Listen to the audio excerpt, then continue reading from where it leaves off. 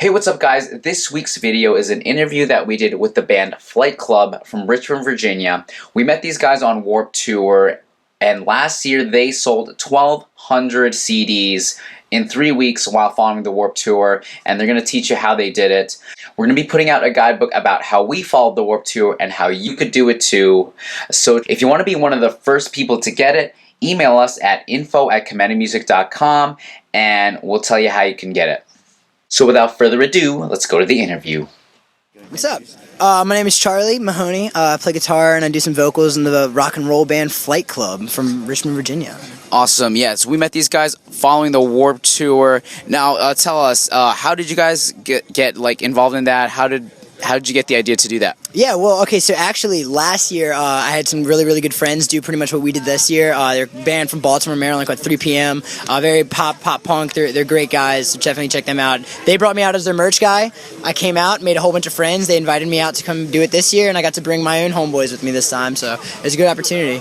The first time around, what did you use for transportation? Okay, so the first year, the dudes rented out, no, they bought a shuttle bus. What? We gutted all the chairs out, we cleaned it up, and then I unfortunately wasn't there to help, unfortunately. They built bunks in it, Wow. threw all of their gear in. We had everything, their amps, their drums, so it was cramped. We had a whole bunch of merch, and then we drove ourselves. It was 4 dudes driving ourselves, working all day, like 4-6 hours of sleep a night tops, you know what I mean? Hell yeah. That's crazy. This year, the last year, luckily we just paid, we met the dudes in Rome, and they offered us a bunk spot. We just, with some of the money we made every day, paid for that, and definitely worth it. We got to sleep on a bus. We got to not worried about, like, tuckering ourselves out or anything. Didn't have to drive, and, yeah, it was definitely a good time this time around, yeah. Awesome. And then you guys also did the catering. How did you set that up? Did you know someone before you started touring, or? Well, it's sort of back to the 3 p.m. thing. They won the Battle of the Bands, so they got to play the Vans Warped Tour, 2014, and through them, they're actually, they have some friends, I guess, and they hooked them up with the catering gig. So when I went and went with them, I worked catering as well. Got real tight with all the kitchen crew, all the catering, and that's how I got invited back to come back this year. So kind of went in there knowing what was going on. That's great. Cool. Mm-hmm. For bands that don't have that connection, what would your advice be? Someone told me it's really good advice. It's all about, it's not what you know, it's who you know. So definitely get out there, market yourselves, make some friends, have some fun. It's all about who you know. Market yourselves, make friends. I remember seeing you in the lines doing a lot of the sales. What's one tip that if you can only give one to bands that are going to be trying to sell in the lines? All right, there's a lot of people who do it. Okay, there's a lot of people who go out there and they promote and stuff, and it gets a little saturated, and kids get to the point where they don't want to hear it. It sounds like people just want their money, and while money is a very good, very big, important part of that, in order to make it work, you have to, remember that it's not about the money. So what I like to do, I just go out there and I just try to make a connection with them. I try to make them laugh. I just try to have a good time. That way, if anything, they walk away smiling rather than like, dude, this creep tried to get $20 from me or something like that. Which we saw a lot of on the tour. Not going to name any names, but there was one band. Anyway. But, so just go out there, if you're going to promote yourselves, just remember that you are trying to give them a taste of who you guys are as a band in person. So just go out there, have a good time. Show them some love. Excellent. All right. You guys got on the Full Sail stage. Mm-hmm. Tell us how that got hooked up. Well, kind of came with the catering thing. You give them a lot of your time in order to get access to it, and while you are working for them, they do want to see you be successful and stuff. So when Maryland came around, it was gonna be our last day on the tour. We just kind of talked to the people we knew, and we're like, look, like if we were ever gonna play a date, this would be the one. You know what I mean? And so they wanted to see us. They saw us working hard every day in line. They saw us working hard every day at catering. So they said, you know what, let's try to get these guys on stage. Found a spot for us, and they threw us on there, and we had a really good set time. My only complaint is that we played 5 minutes before State Champs went on, so that was a little difficult. But we had a great crowd, man. We had a great crowd. We had a great crowd reaction. What's one thing you wish you knew before following, like the first time?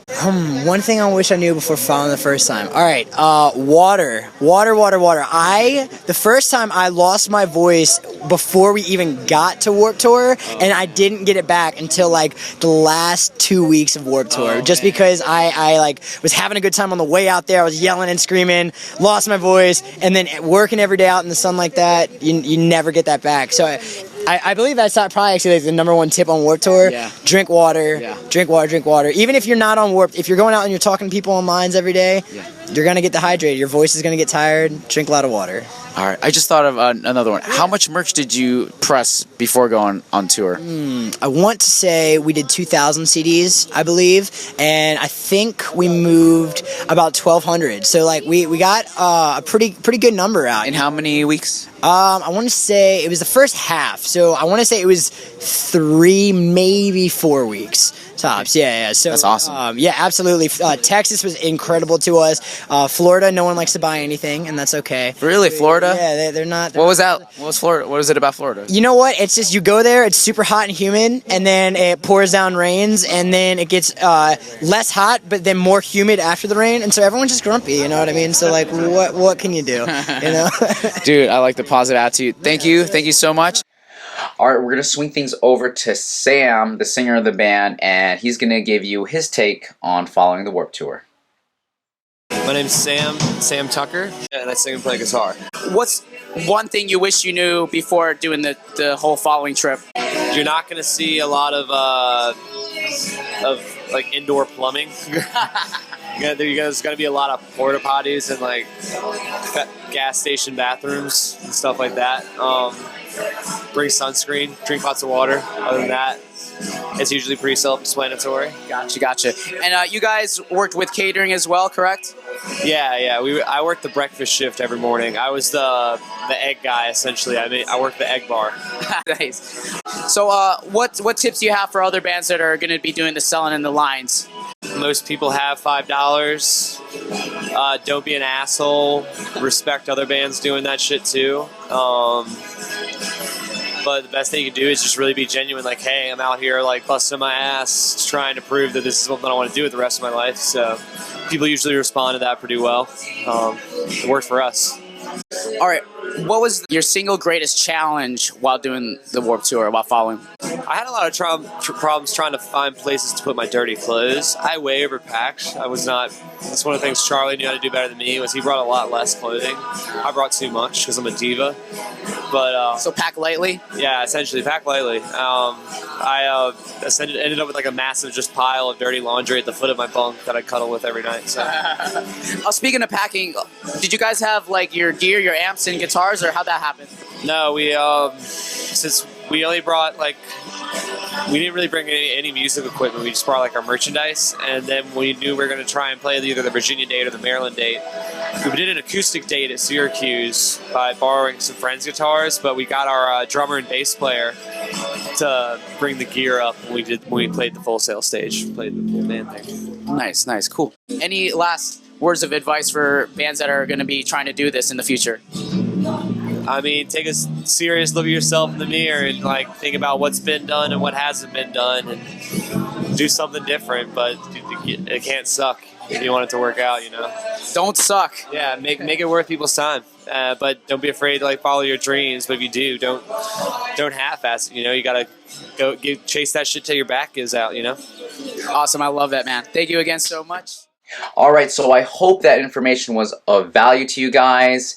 Like I said, if you want to be one of the first people to access this guide on how to make money, make fans, and play the Warped Tour stage, email us at info@comediamusic.com using the link below, and we'll be happy to show you. There will be more content on this subject in the coming weeks, so be sure to subscribe, and we will see you guys in the next video.